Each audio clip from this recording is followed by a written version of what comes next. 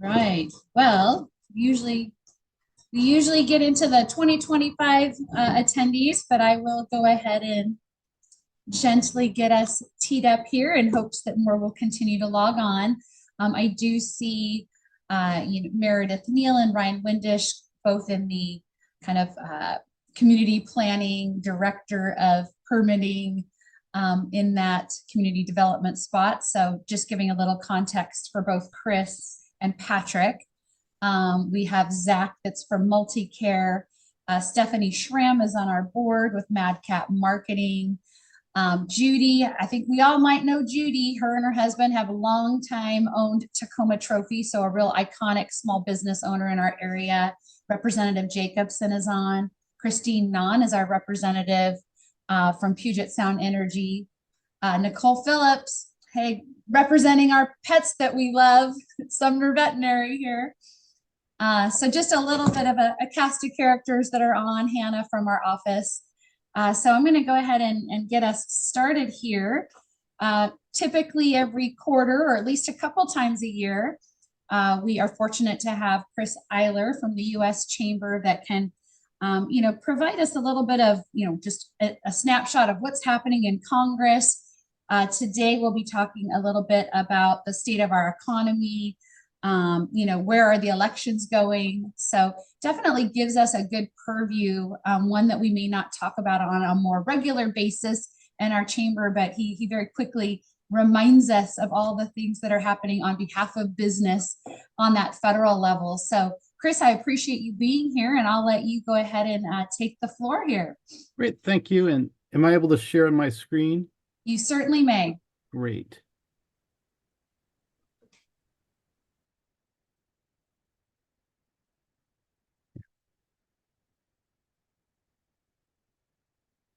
Okay, well, thank you for having me yet again. I really appreciate it. I think most of you have been on when I've been on before, but just quick background. My name is Chris Eyler. I'm the U.S. Chamber's Vice President for the Northwest region. And what that means is my role is to work with Tara and all of her counterparts at the state and local chambers here in Washington State, as well as in Alaska, Oregon, Idaho, Montana, and Wyoming, to make sure that you're up to speed on what we are doing on your behalf back in Washington, D.C. So as Tara said, today I'm going to give you a pretty broad overview of how we see things currently in the economy, our assessment of what is, or more correctly, what isn't really going on in Congress at the moment, and then a little sense of where we see things going with the elections this coming November. So to start off with the economy, I want to begin with a bit of a mea culpa. When I was preparing my slides for this presentation, I went back and looked at what I used last year, and this is one of the slides that I used. Last year at this time, our economists, as well as most economists, were predicting that the economy would dip into a recession at some point in the third or fourth quarter. Fortunately, that did not happen. We actually saw economic growth throughout 2023, and the year closed in the fourth quarter with a robust 3.2% growth. And we are fully expecting that the economy will continue to grow throughout 2024. This economic growth is being driven in large part by strong wage growth and strong job growth, which in turn, and more importantly, wage growth is now growing faster than inflation. Now, while inflation is still too high, it has come down significantly. We hope that it will continue to come down and get closer to that 2% level that the Fed would prefer. But more importantly, wages are growing faster than inflation. And this is driven pretty strong consumption. Consumers are continuing to buy. A lot of pent up demand still from the pandemic. However, due to inflation, there are still some concerns. Consumers have spent down all of their excess savings that they built up during the pandemic. As I think I noted last year, at one point during the pandemic, consumers or Americans had nearly $3 trillion in excess spending.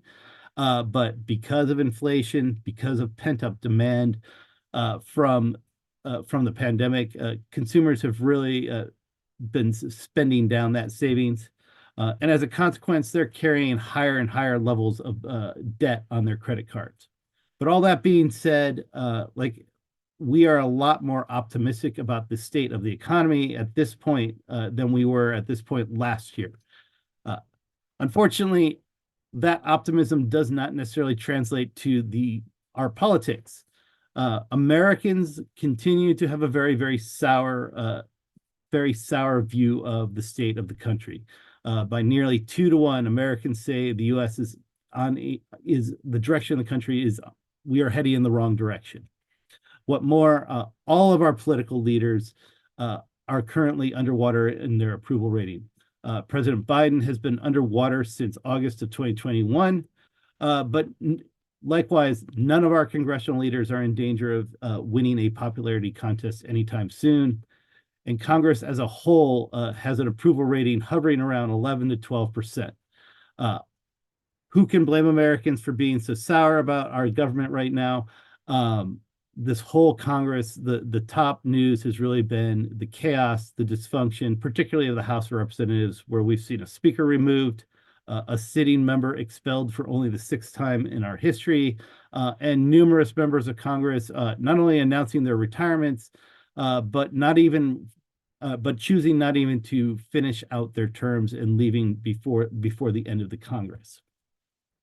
This has resulted in one of the least productive Congresses in our history, if not the least productive. In 2023, the first session of the 118th Congress, we saw only 34 bills get through the House and Senate and make it to the president's desk for his signature. This would make the first session of the 118th Congress the least productive first session of any Congress. And unfortunately, they're not moving at a faster clip this year. So we continue to see a lack of productivity out of this Congress. What more, in the House of Representatives, despite Republicans having the majority, they've been unable to corral their own members. And when big bills come up, things like the annual Defense Authorization Act, the bills to raise the debt ceiling, and various appropriations bills, the Republicans have had to look to Democrats to get enough votes to get those bills across the finish line. And as a result, again, not much is getting done legislatively in Congress. Meanwhile, while all of the press and media attention is on the dysfunction and lack of productivity in Congress, there is not as much attention being given to what's happening at the other end of Pennsylvania Avenue, and that is that the Biden administration is being extremely aggressive in pushing its policy priorities through the regulatory rulemaking process. Now, this is nothing new. We have seen this numerous times over the past 3 decades. When an administration loses unified control of government, as President Biden did following the 2022 elections, and cannot build legislative majorities in Congress, they frequently turn to the rulemaking process to push their priorities. We saw this in the Bush administration, the Obama administration, the Trump administration, and we are again seeing it in we're seeing it in the Biden administration. What makes the Biden administration so much different is how aggressive they are being. In December, the Biden administration indicated that in 2024 alone, they had over 2,524 regulatory actions they intended to take this year. More significantly is the number of these intended regulations that are considered economically significant. An economically significant regulation is one that is projected to have over a $200 million economic impact.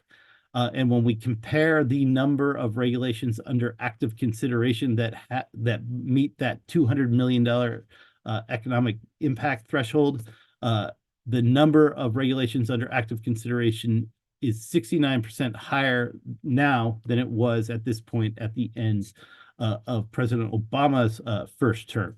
So not only are they doing a lot through regulations, they're doing a lot of big things through regulations.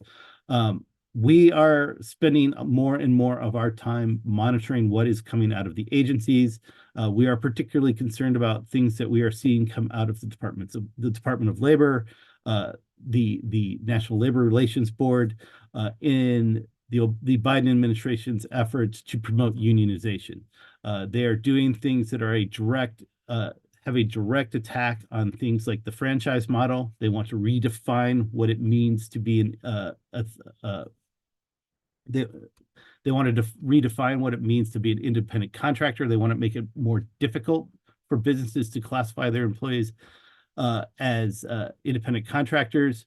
And they want to do things. A recent regulation just came out of the Occupational Safety and Health Administration that would allow union representatives to they call it the walk around rule. They would allow union representatives to walk around businesses on what would otherwise be considered safety inspections. All of these things are very concerning to us. They are things that we are looking at ways to challenge in the courts. In some cases, we have already challenged some of these proposed rules and have successfully blocked them. But again, a lot of what we are focused on this year is at the regulatory level because that is where a lot of the action is taking place. That being said, there is still some legislation that we are focused on, and we definitely need to get Congress to take action on this year. And one of those areas is taxes. Something that is not getting a lot of talked about a lot in the press right now is the fact that the 2017 tax bill is beginning to expire.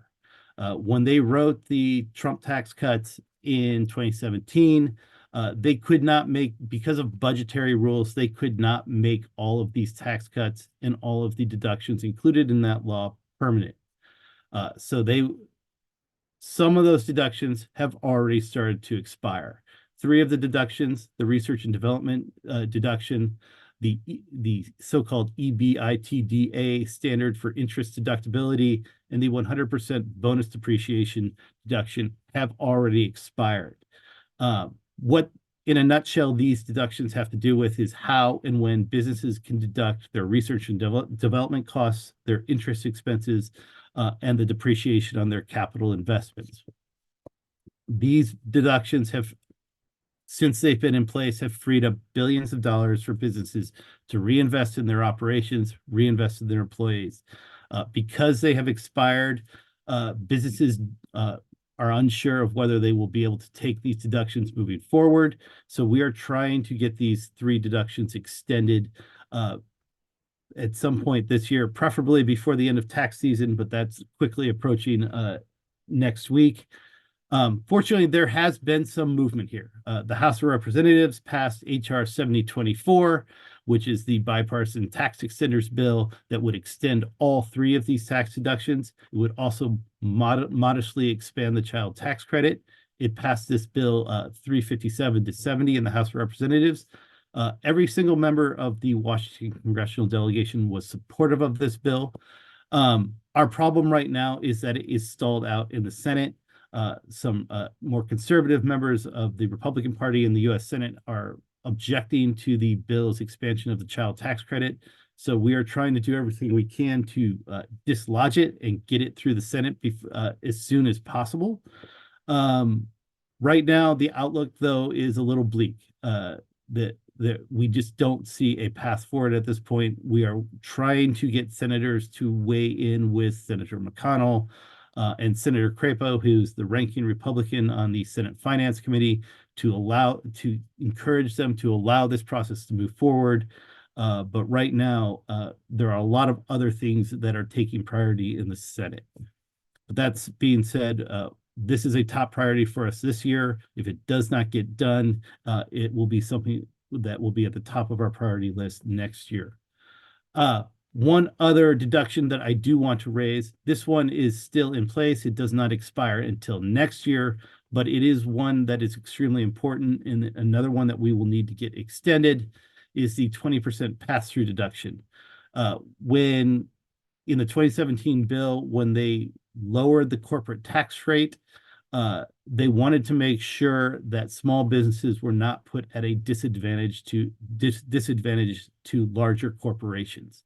So when the corporate rate was lowered, they also created what's called the 20% pass-through deduction.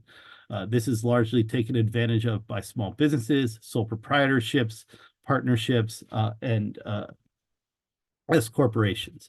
As I said, it gives small businesses similar tax treatment that to large corporations. In Washington state alone, 49, nearly 50% of employment is at so-called pass-through businesses, and the collective tax benefit to businesses in Washington state is over $4.4 billion. Again, this deduction is still in place. It does not expire until next year. But along with those other three deductions that I just mentioned, we want to make sure that these get extended sooner rather than later. And it's going to be one of our top priorities moving forward. Lastly, as I said, I do want to just give you a sense of where we see things with the elections. Unfortunately, I'm not going to give you any predictions. Frankly, everything is way too volatile at this point, and anything could still happen. But I do want to give you a sense of where the races are going to be that we're going to be watching come November. With respect to the House of Representatives, right now the House of Representatives is a Republican majority, but a extraordinarily narrow Republican majority. Democrats only need to flip a handful of seats in order to take the majority. And on paper, at least, they do have the advantage. There are only roughly 22 seats that are considered competitive. A competitive seat is one where voters voted for a member of Congress from one party and a presidential candidate from the other party. During the 70s, 80s, and 90s, it was common that you would have election cycles with over 100 seats that were considered competitive. This cycle, there are roughly only 22 seats that are considered competitive. Of those 22, 5 are currently held by Democrats in Republican districts, while 17 are held by Republicans in Democratic districts. One of those competitive seats is the Washington 3rd Congressional District down around Vancouver, where Democratic Representative Marie Gluesenkamp-Perez is in what is considered a Republican district. So there's going to be a lot of attention paid to her race. Likewise, in our region, there's going to be a lot of attention paid to the Oregon 5th Congressional District, where Republican Lori Chavez DeRemer is in a Democratic district. Again, a lot of attention and a lot of money will be focused on that congressional district. The much different situation in the Senate. In the Senate right now, Democrats have a 1-seat majority. However, Republicans actually have, on paper at least, the advantage in terms of their ability to retake control of the U.S. Senate. This cycle, there are 33 Senate seats up for grabs, or the 33 Senate seats that are in cycle. Of these 33 seats, 20 are currently held by Democrats, 10 are held by Republicans, and 3 are held by independents. And of those 3, 2 of those caucus with Democrats. However, none of the seats that are in cycle that are currently held by Republicans are at all in danger of flipping. All of the competitive seats, and there are only 7 seats that are considered competitive in the U.S. Senate. All 7 of those are currently held by Democrats, and 6 of those are in presidential battleground states. So again, at least on paper, Republicans would appear to have an advantage in terms of their ability to retake control of the U.S. Senate. But that being said, given all of the volatility, particularly at the presidential level, anything can still happen. It doesn't appear that any one scenario has a greater chance of happening than another at this point. Everything could still stay the same as it is now, or everything could flip, or anything in between could happen. So the important thing here is that businesses continue to do what you all are doing and support your local chamber, support our work in Washington, D.C. If we've learned anything over the past 10 years, there is no advantage, or there's nothing that is guaranteed based on who is in the White House or who is in the majority in Congress. We have been able to get a lot done with a Republican in the White House, with a Republican Congress, but we've also been able to get a lot done with a Democrat in the White House and a Democratic-controlled Congress. Case in point, during the early parts of the Biden administration, we got the largest investment in our infrastructure through Congress with a bipartisan vote.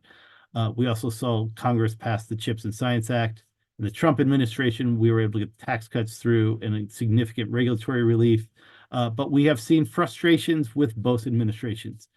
Neither the Biden administration or the Trump administration has been very open to our position when it comes to international trade policy. And the Biden administration has been very frustrating to us on labor policy. And then the Trump administration was extremely frustrating to us on immigration policy. So it's up to us to make sure that we are at the table and pushing our priorities. And so I thank you for everything that you are doing to support the Puyallup Sumner Chamber's work. And I appreciate everything you're doing to support our work back in DC. So with that, I yield the floor. Always a robust presentation. I appreciate that. I imagine we do have some questions from the group and happy to take some at this time.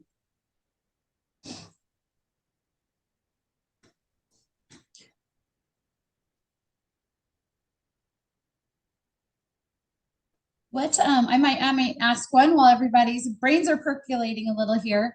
When you're thinking of us regionally in the Northwest area, what are you hearing from CEOs in the way of, I guess, garnering support from the U.S. Chamber, or in what ways, more specifically, should we be trying to support your efforts? I guess kind of, either way. Well, right this year, it's just very frustrating because it's very, very difficult to predict where this Congress is going, particularly the House of Representatives. So, to some extent, we are starting to move forward and begin planning for the next Congress. If things don't get done by Memorial Day, they likely are going to slip until the lame duck session after the November elections. Most of the rest of the year is just going to be members of Congress positioning themselves for the November elections. So to the extent that what you can do to help us is help us raise awareness with your congressional delegation about some of these issues, about the need to extend the 2017 tax cuts. It's not just the 3 deductions that are expiring this year or the 20% pass-through that's important. All of the individual rate cuts also expire next year. So we need to get members more and more focused on extending the provisions of that tax law that benefit businesses. And like I said, I don't get the impression that there's a lot of awareness that this cliff is coming next year, where there's going to be, where the rates are just, if they're not extended, they're going to automatically go up. These deductions disappear. And we need to start highlighting that for members of Congress. So to the extent that you can raise this with Representative Strickland, Representative Smith, and whomever fills the seat for Representative Kilmer, as well as both your senators, that would be extraordinarily helpful. And then likewise, you're on all my email lists. We have coalition letters trying to demonstrate the business community's support for a variety of issues. To the extent that you can sign on to those, that would be helpful as well.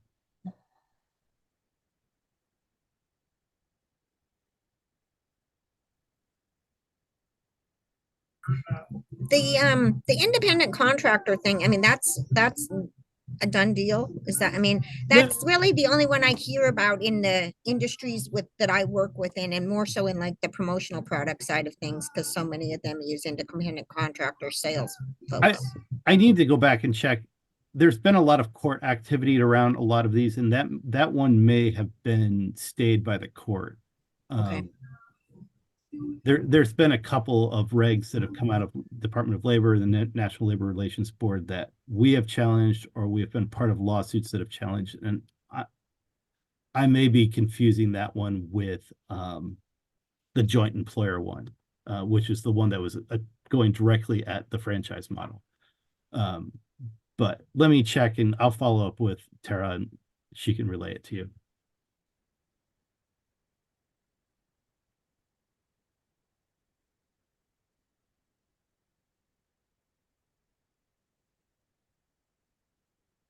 Okay, any other questions? Literally, ahead. just want to jump in and say that was helpful and interesting. I appreciated that. Particularly about the pass-through businesses. That's interesting. And I do know that the individual tax cuts have really helped families. And, you know, people need right now to transfer their 401ks over to a Roth while the rates are still low. And, you know, we need to shore up and hope that they extend those tax cuts. So thanks. Helpful. Thanks. I was just looking at some of the latest letters because I do try to sign on to any and all that come my way, but it looks like there was a EPA letter to deny. Yeah, there was what. So the one of the regulatory boards in California is trying to implement a regulation on railroads that would require locomotives to be zero emissions by, I think, 2033. They need to get EPA approval for that if that's going to go through.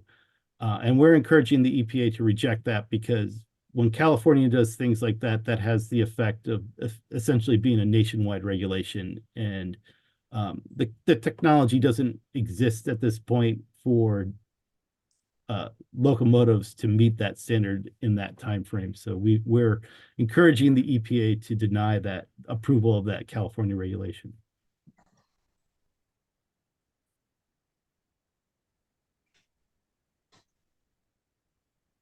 Great. Anything else before we move from federal to state? As always, we appreciate you being here, Chris. Thank you, and we'll catch you probably in a few months, and keep up the great work, and thank you for including us in your communications. We appreciate it. And I do try to share. My pleasure. I'm going to stick around because I'm interested in Patrick's presentation. Well, we are all very interested in Patrick's presentation. You do such a great job of summary and breaking it down, and of course, just really honing in on what we would consider victories for the business community and or challenges that got left undone. So you shine a magnifying glass on that, and we appreciate it and make it simple for us. So that is certainly one of the reasons I've invited you here today, Patrick, from the NFIB. So thank you for being here, and I will kick it over to you for updates from the legislative session. Well, thanks very much, Tara. Although if we're going to talk about the legislative session, I know I've got at least one expert and tough critic that I've got to try and please there with Representative Jacobson participating today. For those of you who I haven't had the opportunity to meet, again, my name is Patrick Connor. I'm the Washington State Director for the National Federation of Independent Business, or NFIB. We represent small businesses exclusively. No publicly traded firms are eligible to participate in NFIB. We are your Main Street businesses, your mom and pop operations.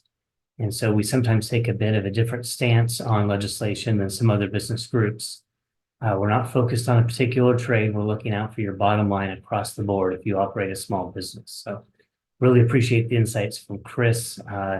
And I'm not sure that I can match the interesting tidbits he was able to point out about the congressional races. Our legislative races are still shaping up, but let's talk first about the recently ended legislative session. This year was a short, they say, 60-day legislative session, ended on time, thankfully, on March 7th. The governor then had 20 calendar days, excluding Sundays, during which to sign or veto legislation. So now that that process is finished, we've got a pretty good idea of what happened to us, good and bad, during this recent legislative session. First, I'm happy to report that NFIB, along with the rest of the business community, was successful this year in turning back an effort that would have extended unemployment insurance benefits to striking workers. We oppose this for a number of reasons. It would have created a terrible imbalance, changing the status quo, relieving labor organizations from their existing and longstanding obligation to raise a war chest if they're going to go to strike, and to provide benefits for their workers who choose to leave their jobs during negotiations. Worse yet, the House tacked on an amendment that would have experience rated the charges for those workers who strike against the employer being struck. Chances are good then that that employer would be hit with massive bills for the next 4 years because of the way that we look back on employment history in order to determine future unemployment insurance premiums. For those employers that hit that dreaded rate class 40, you're capped out at the amount of tax that they're able to assess against you, which means the remaining benefits that aren't covered by that tax spill over and must be compensated by other employers. So NFIB was certainly concerned that a small business in Sumner could be hit with higher socialized unemployment insurance tax bills as a result of, say, a Boeing strike or another large employer with which the small business in Sumner had absolutely no ties. And we thought that was fundamentally unfair. So we managed to get more than 400 calls from our organization into state senators to first kill the Senate bill and then to kill the House vehicle when it came over. And so it was part of a much broader effort, as I said, with the entire business community united against it. So it was a victory for now. We'll celebrate for the next couple of months. But the House Labor Committee chair has already said she has the votes to pass the bill again next year. So the battle is over. The war is not yet won. We'll be back fighting that one in 2025. NFIB was one of the few organizations to vocally oppose a workers' compensation boondoggle, that's what we think it would have been, to not only grant PTSD, post-traumatic stress disorder benefits, which is generally prohibited under our workers' comp system, but to allow them as a presumptive occupational disease, which basically means a claimant would be able to file for benefits, medical time loss, for a claim of PTSD, and it would be allowed as basically automatically as a presumption. This particular expansion would have applied to coroners, which we thought was rather curious. The exception has already been allowed for first responders and even for 911 operators, and certainly there was a case to be made as to why that made sense. And there were some appropriate sideboards placed on that in order to help mitigate the damage to the state fund, but to also provide benefits where they're actually needed. With this presumption for coroners, we found it strange that in 33 counties, we elect our county coroners. So we have candidates who ought to know about the job, going door to door, talking to constituents, talking to their friends and neighbors, asking for dollars and for votes. So for them to be elected and then to be involved with a crime scene where they're somehow surprised and traumatized by what they see seemed a bit spurious. In the other 6 counties where medical examiners hold an equivalent position, those are highly trained medical professionals, many with specialized training, who again should know full well what it is they're getting into. Certainly those are difficult jobs, but those are difficult jobs that individuals not just volunteered for when they turned in a job application, but again, in 33 counties, actively sought election, asking voters to give them that job. We think it makes much more sense for the local jurisdictions to provide an appropriate level of health benefits, including mental health benefits, rather than relying on taxpayers across the state, employers and workers alike, to fund benefits through the state workers' compensation system. On another positive note, we were able to work with the Attorney General's office on 2 bills that were beneficial, we believe, to small businesses. The first will modernize our antitrust penalties under state statute. Previously, the cap had been $900,000, which seems like quite a bit. But when we start talking about antitrust activities, and we've seen a lot of lawsuits filed against even some of our homegrown tech industries, we're talking about multi-billion-dollar, in some cases trillion-dollar companies who, as a course of business, do things that make it near impossible, in fact, for small businesses to be able to access certain kinds of apps, certain kinds of services, to determine where they may have their devices repaired and so on, due to various anti-competitive activities of some of these very large manufacturers or software developers. So the legislation we supported will move from a $900,000 cap. And again, these are just generally class action suits. So you're talking about a whole lot of aggrieved consumers who are impacted, and move that up to triple actual damages.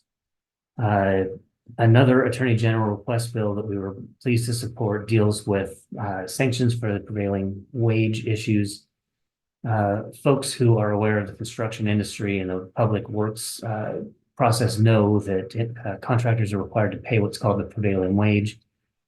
Folks have questions about that. I can answer those later on, but to cut to the chase, there are some businesses who get dinged, and appropriately so, for failing to pay the appropriate wage for the appropriate position. They may misclassify workers. There are any number of things that could trigger a citation or a violation under the prevailing wage laws. Typically, when that happens, a reputable contractor will pay the fine, correct the problem, and move forward. But there are some contractors with repeat violations who are what they call debarred from being able to continue to participate in public works projects. Some of those contractors, and we see this in the private sector, on private sector jobs as well, when they get into trouble with the government, they simply use some paperwork in order to turn the business over to some kind of fellow conspirator, if you will. It might be a spouse, it might be a foreman, it might be a mother-in-law. You just never really know. But they change nothing about the business operations except the name on the letterhead and continue to do business, and oftentimes incur the same kinds of penalties again and again and again. So this legislation will equip the Department of Labor and Industries and the Attorney General with additional tools to be able to do a better job of rooting out those fraudulent successor situations where somebody has pawned off their business on paper to a sometimes unwitting accomplice and continues to do business illegally. So we're hopeful that that will actually be a template that can be used in the private sector, so that some of those folks that you hear about on the evening news that come by and tell unsuspecting homeowners that they're going to be in the neighborhood next week, and if they want to have a pothole fixed, if they want to have a sidewalk corrected, if they want to have their roof patched, just pay them in advance and they'll be there next week and it'll be taken care of. And what do you know? They never show up. So this is a serious problem. NFIB and a number of the building and construction trade organizations have also been supportive of these kinds of efforts. We were able to help shore up the business licensing reserve account. Won't go into too much detail there, but as it becomes more and more expensive to reprogram, to update software systems, to replace computer hardware, it makes sense that the state, with its online business licensing service, has the reserves it needs in order to be able to do regular updates, so that there aren't long delays or shutdowns that make it difficult for businesses to continue to maintain their business license and UBI, other permits that are processed through the state business licensing service. And while we're speaking of business licensing, and we've got Representative Jacobson on the line, I want to thank her for her co-sponsorship of an NFIB request bill that made it to the House Rules Committee, but ran out of time for a floor vote before the deadline. Our bill, and we'll bring it back next year, would allow the Department of Revenue the ability to waive the penalties that apply for businesses whose licenses lapse. And in this case, it would be limited only to those situations where the government has come in, state, local, federal, and issued an order forcing the closure of businesses like we saw in the pandemic. In those cases where it takes up to 36 months for the business to be able to repair, rebuild, resupply, and reopen its doors, the waiver would apply, allowing those businesses not to pay additional hundreds of dollars in penalties and not run the risk of losing their UBI number, which right now is probably the most immediate threat if businesses are unable to pay for and relicense their business and each of their municipal business licenses at their annual renewal date. Moving into some of our defeats this year, we were disappointed that once again the major tech companies were able to block right to repair. That bill would have allowed individuals like all of you, or small repair shops like some members of mine, the ability to purchase at fair market rates the tools, instructions, directions, parts that may be needed in order to repair certain digital devices, primarily cell phones, laptop computers, pads, those kinds of devices. This year, things got murkier because other groups wanted in. Electric wheelchair users have been terribly frustrated by the lack of available repairs. through the two primary manufacturers of those vehicles. And so they asked to be included in the bill, as did some folks in the agricultural community. And that ended up leading to a host of new opponents to the bill and really bogged things down, which in a short session, unfortunately ended in certain death for this legislation for the second or third year in a row. We'll see what the sponsors want to do next year, but there is a possibility that this fight will continue. It's interesting to us in particular that Apple fought hardest against this bill. It has for the last couple of years, and yet they signed on to and supported a nearly identical bill in California. So why is it that Apple thinks that from Cupertino, its fellow Californians should be able to repair their own devices, but up here in Washington, somehow we're not smart enough or trustworthy enough to make those repairs without violating someone's data privacy? Let's see. There were a couple of other troubling workers' comp developments. I'll focus on those just a little bit because they affect us all as employers. There was a change to the worker total temporary disability payment process. So effectively, if you lose the use of, say, a hand, a finger, an arm temporarily, but is a total disability for a fixed period of time, there is a waiting period after the injury occurs in time for doctors to assess it, report to the department to review the assessment before the benefit payments begin. This will expedite the payment process. And unfortunately, because it basically starts the clock with the injury or the diagnosis by a doctor, it doesn't give the department any time to review. It doesn't give the opportunity for there to be a follow-up appointment. So benefits could be paid in advance for an injury that clears up more quickly than was originally expected. And it can result in a situation to where injured workers, through little fault of their own, who do experience these kinds of injuries and then recover fairly quickly, may have to repay benefits paid to them in advance by this new process. L&I has got a terrible record when it comes to being able to recoup these kinds of benefits when they have been expended where they weren't warranted, which is a further drain on the system. And after a 5% increase that started at the beginning of this year, I don't think many in the business community are in a mood to see additional dollars spent unnecessarily, forcing higher rates in coming years. And while we've been talking a little bit about construction, this one was kind of a sticky wicket for a number of legislators that had bipartisan support. We were a little bit surprised, but understand the reasons why. A bill passed that will require construction contractors to begin providing feminine hygiene products for their employees. More than that, it's not just that they have to have them available in the restrooms of, say, their shop or office, but now have to have them available or will have to have them available in their safety kits. And in addition to that, contractors will now be required to have a separate, private, lockable facility for the expression of breast milk and the cleaning of pumps and other devices, as well as providing storage for the milk that's been pumped. That may seem rather reasonable if you've got a fixed office, but imagine that you're an earth clearing contractor, an excavation company, and you're out clearing timber, punching in roads, trying to level undeveloped plots of land, potentially miles away from the nearest major development.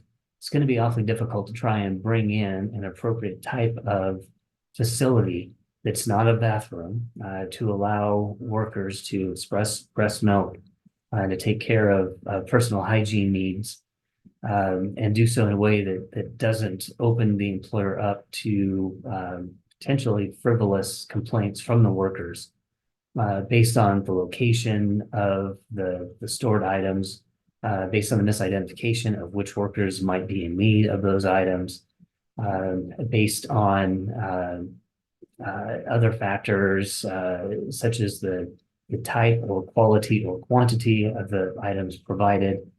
But the bill passed basically because folks want to encourage a broader construction workforce overall, and want to bring more women into construction. We certainly agree with those laudable goals, but don't think this is the magic bullet in order to make that happen. I fear that we're going to be in a situation where in a year or so, L&I is going to be bottled up with a whole bunch of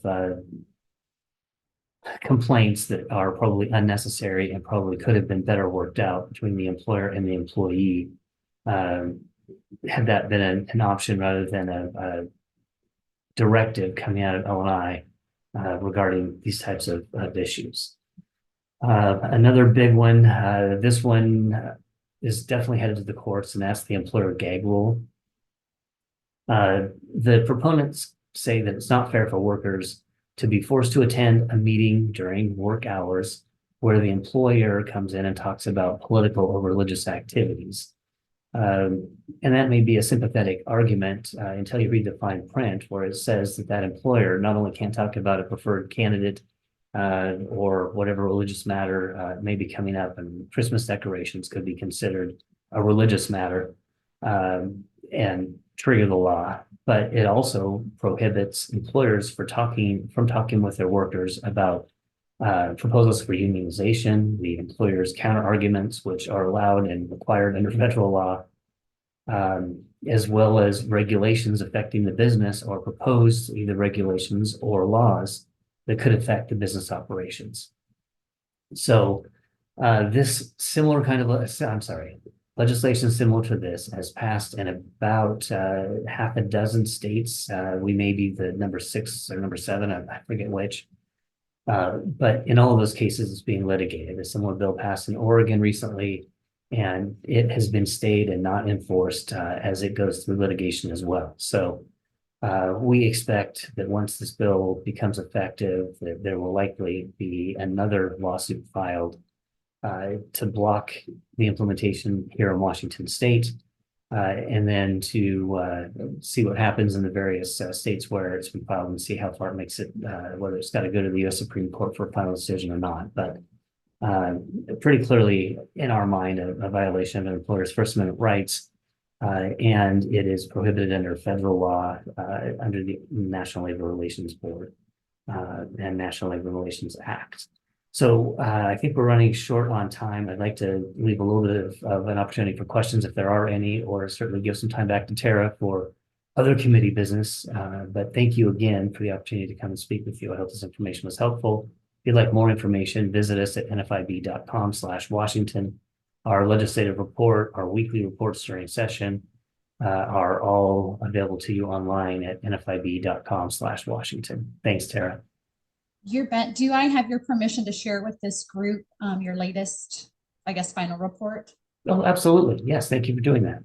Okay, I'm happy to do that. I see we have a question from Nicole Phillips on where we can get more information on the contractor's law requests. Which one? The contractor's law request, probably the sanitary facilitations on construction sites. Is that what you're referring to? Yes. Full, But yeah. you just said I could get them at nfib.com/WA. So thank you.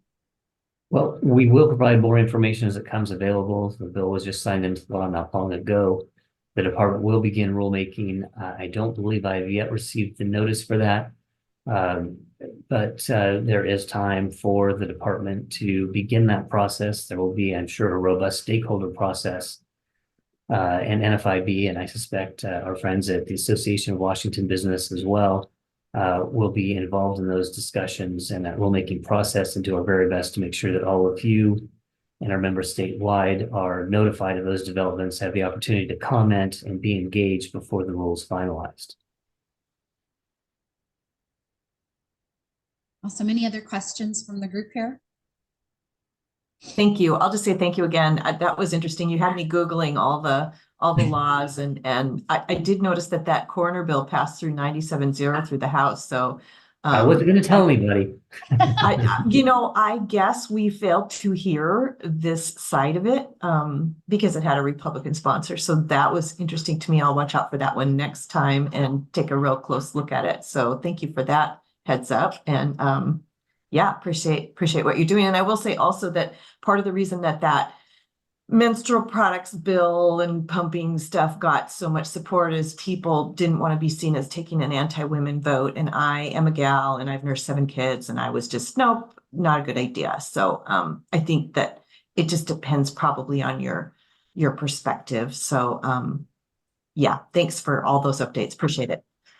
My pleasure. And I certainly understand the positions that were taken and the calculations that went into trying to decide where to be on that. And we certainly appreciate your strong principled position on the sanitary construction site bill.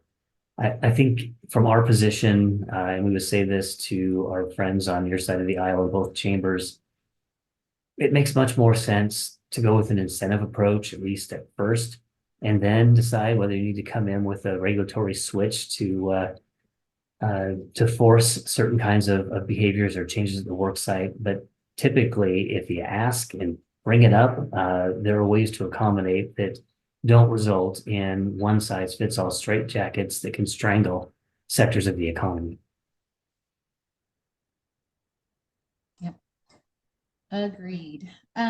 Two, I guess, follow-up questions I might have in our particular area, kind of that whole public safety domain, right to pursue. I'm not sure in your update that there was anything that touched upon that. Do you have sort of an overview, if you will, on what happened in those arenas? We focus on economic issues, labor, environment, healthcare, taxes. But so while it wasn't part of my responsibilities to NFIB and its members, certainly out of personal curiosity, I tried to pay a little bit of attention to that. And I think most folks are aware that the pursuit repeal initiative was sent to the legislature. That's one of 3 that they decided to pass as written. And Yep. so I am not well versed enough to go through the details of that. I think probably Representative Jacobson would be far better versed than I. But suffice it to say, the will of the 400,000 or so people that signed those petitions asking for that law to be repealed was heard and acted upon by the legislature, as were 2 other initiatives, the Parents' Rights in Education. And now I'm going to stumble trying to think of the 3rd one. Oh, you're still muted. Oh, the no income tax. Yes, So that's right. we no passed income those tax. 3, and that was a great victory. And the police pursuit was restoring the standard to from the probable cause that they stuck in to reasonable suspicion, which has always been the standard prior to us messing with it in 2021. Yeah, so that was a victory. Thank you for the Allow assist. our police to pursue on reasonable suspicion, our police professionals to make that decision. So that was a huge victory. Yeah, agreed. So we've got 3 important additional ballots or initiatives that will be headed to the ballot. And perhaps we'll have an opportunity to discuss those in a future one of your meetings, Tara. I would love it. All part of the Let's Go Washington package. All right, any other questions? Great speakers today, great information. We do record these and this does get sent to our membership at large. And I will link to a lot of what you have pointed to in the way of some of the reports as well in our next advocate newsletter that we send out. So, all right, anything else for anyone? So the only thing I would add to Patrick's excellent summary is that we did pass that ban on natural gas, which allowed Puget Sound Energy to go ahead and have accelerated depreciation on their natural gas assets, which paves the way for us being able to ban it. And then it combined the rates of electric and natural gas. So it's going to raise everybody's rates. So it's a big mess. Hopefully we can do something about that next legislative session. But so enjoy this meeting as always. Thank you. Yeah, thank you for bringing that up. I know we had Christine Nunn on the line as well, and I meant to ask about that. So, and I'm seeing here in the report, he does have some commentary that I will forward to the group as well. All right, we've got 2 whopping minutes. That's 1 minute for Sumner, 1 minute for Puyallup. We have Meredith and Ryan on, and if there's anything you wish to share, the floor is yours. Meredith, ladies first. Let's see. So two quick things. We just finished our lottery for parklets for the summer season. So you'll be seeing parklets again in downtown Puyallup in front of a number of restaurants. And one of the new applicants this year is Lick Small Batch Ice Cream, which had their grand opening last weekend. And they're very excited. They sold out of ice cream on Saturday. You know, it was cold and rainy, but it was still the Daffodil Parade. So we're excited to welcome them to the community. And the parklets this year are going to be getting some new furniture on them to make them look a little bit more cohesive. So the Puyallup Main Street Association is actually going to be purchasing furniture for them. So because last year, you know, some of them had great tables and chairs, some of them kind of didn't look so great. So so we're excited about that. And then I guess the other thing I would say, so March 15th was the new state building code taking effect. And so in the week or two before that, we saw quite a few building permits coming in. And what's interesting is that we have a lot of housing units amongst those building permits that came in right before that March 15th cutoff. And so right now we have 533 housing units that have come in over the last couple of months that are now in our permitting pipeline. So excited about that because I think, you know, we need to add a lot of housing units. And so this is a good start. So I'll leave it at that. More to unpack there, I have a feeling, but thank Yep. you for that. Oh, Ryan, hello. All right. Good morning, everyone. I have a ton of stuff, but I won't go over all of it.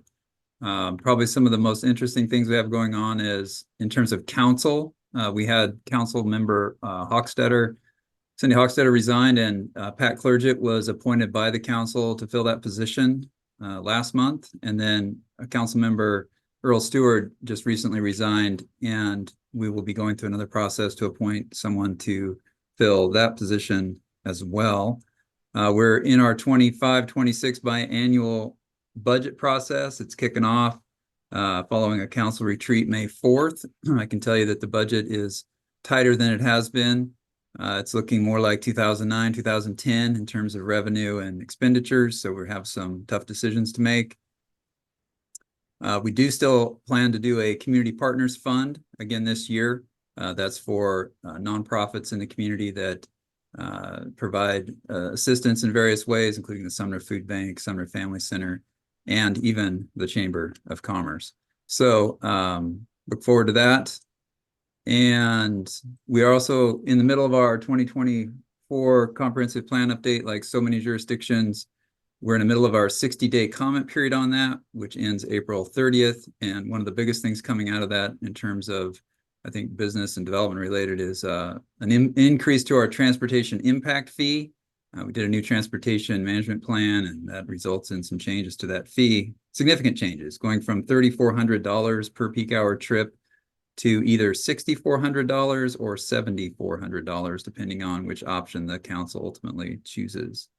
And then I'll just finish with two other items. The White River Restoration Project is moving forward. Finally, we got permits from the Army Corps, and we are going to finally, after 12 years, close on the sale of our infamous golf course. I think that's a $40 million sale, probably result in about 1 million square feet of warehouse development. And the last thing is April 16th, we're having a public open house from 5 to 7 p.m. at City Hall that highlights, I don't know, at least half a dozen big city projects, plus Bright Night, which is a battery energy storage system that's going to be located in Sumner that will augment PSC's capacity by storing massive amounts of power. Happy to answer any questions. Awesome. That was a lot, and that is great. And I just put a bunch of dates on my calendar.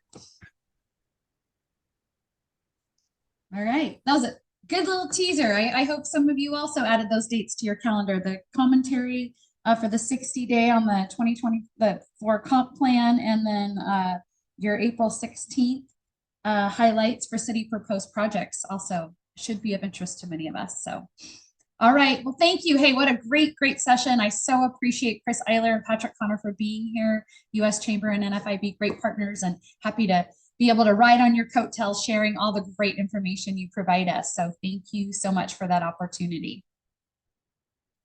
All right. Thank you, Representative Jacobson. Appreciate you all being here. Ryan, Meredith, thanks. Have a great rest of your week.